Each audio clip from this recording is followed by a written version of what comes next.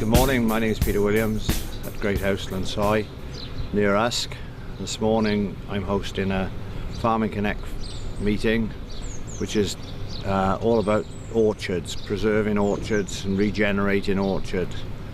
Got two people coming to speak on the farm this morning, and pity the weather hadn't been a bit better, but at least it's not pouring down. So.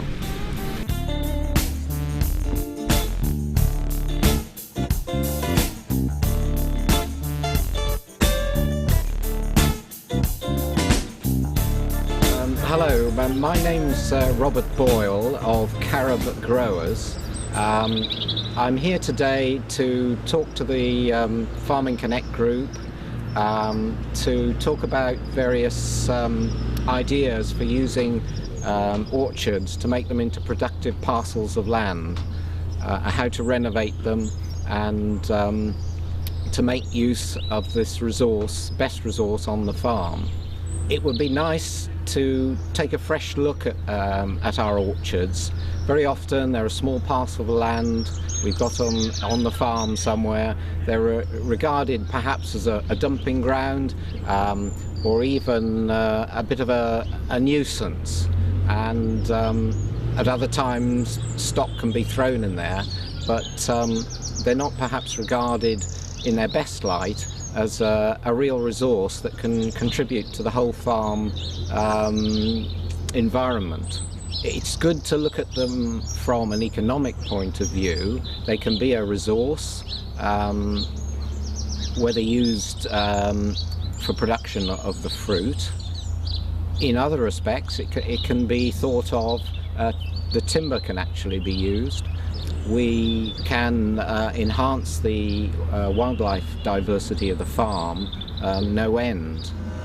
So management is on an ongoing basis, should be spread over a number of years, so that a tree has worked on it regularly, but without being allowed to go for too long, without having some attention.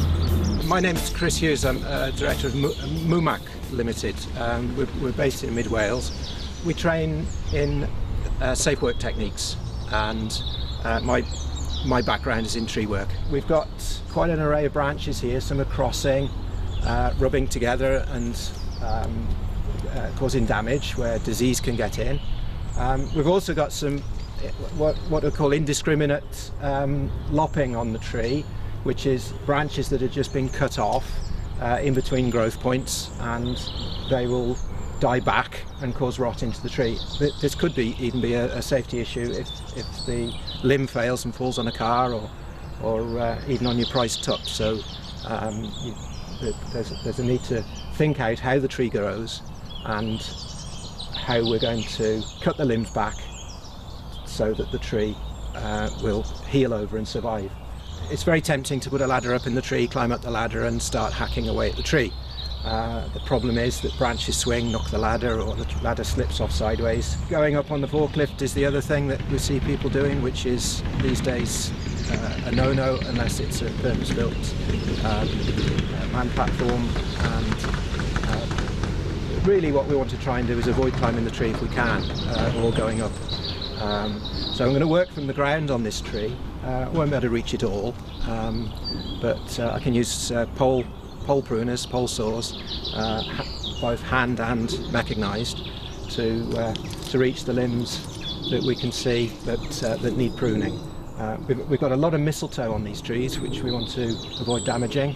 It's a little bit of an income perhaps for the owner. So again, we're going to cut back slowly, not just take major limbs off where we could damage the tree.